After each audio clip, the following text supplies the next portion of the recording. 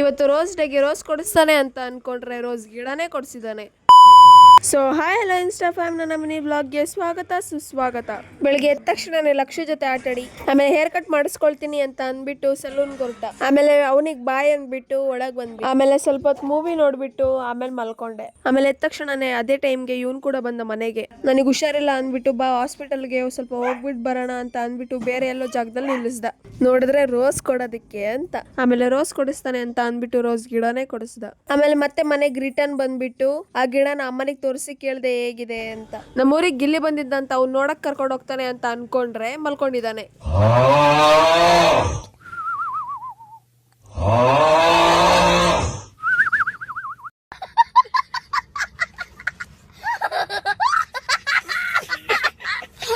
ಆಮೇಲೆ ದೇವಸ್ಥಾನ ಹೋಗೋಣ ಅಂತ ಇಬ್ರು ರೆಡಿ ಆಗ್ಬಿಟ್ಟು ಶನಿದೇವ್ರ ದೇವಸ್ಥಾನ ಮತ್ತೆ ಆಂಜನೇಯ ದೇವಸ್ಥಾನ ಹೋಗ್ಬಿಟ್ಟು ದರ್ಶನ ಎಲ್ಲ ಮುಗಿಸ್ಕೊಂಡು ಹೊರಗೆ ಬಂದ್ವಿ.